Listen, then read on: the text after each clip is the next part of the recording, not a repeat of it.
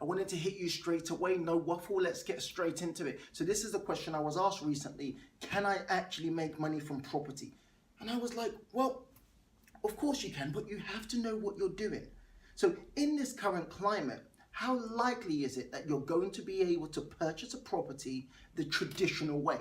And that's a question I'm posing to you. So feel free to write it in the comment box and I'll come back and answer some of them later. But the truth is, it's probably unlikely with your current salary, with the current standard of living, with the ability to save, with the interest rate as it is, with inflation as it is. How likely are you to be able to save some money and put it aside so you can save a 25% deposit? It's ridiculously hard. And I would be naive to say to every single person, hey, go and buy a property, make some money from property by saving a 25% deposit. Now, you have to understand that, look, smart traditional landlords were able to buy property using the same model. But in this current climate, I want to ask you a simple question.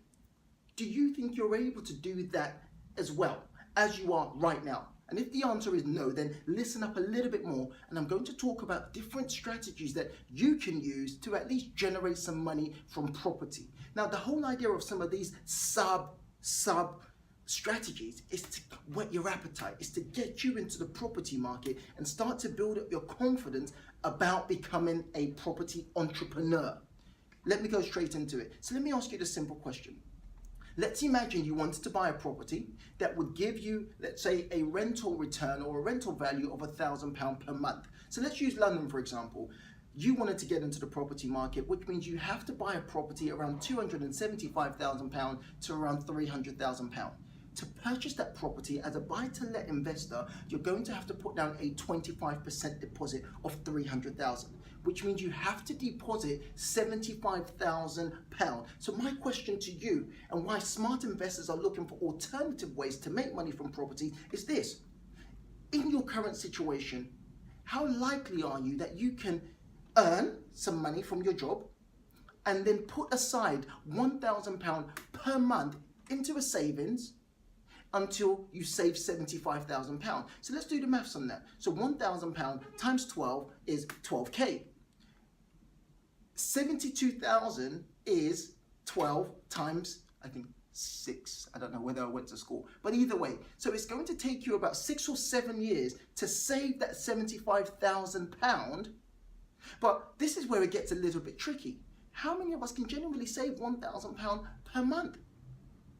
So if you can't, then you're already in trouble. Then the second thing is, remember, you were going to buy a property for £300,000. Now that specific property is not going to wait on the market for you for 7 years so you can finally buy it. And then the second thing is, the property market tends to rally up and rise every 7 to 10 years. So by the time you've saved up in 7 years, that 75k to buy that £300,000 property, the value of that property might have gone up by 50, 60, £100,000.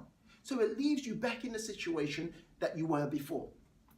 So my question again is, can you make money from property without having to be a traditional landlord? I have nothing against traditional landlords. I'm a traditional landlord. I own some property.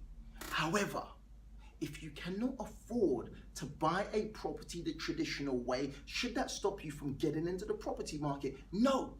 So let's scrap this idea of being a property investor and let's take on the new title of becoming property entrepreneurs, because you have to start thinking creatively how you can make money from other people's assets.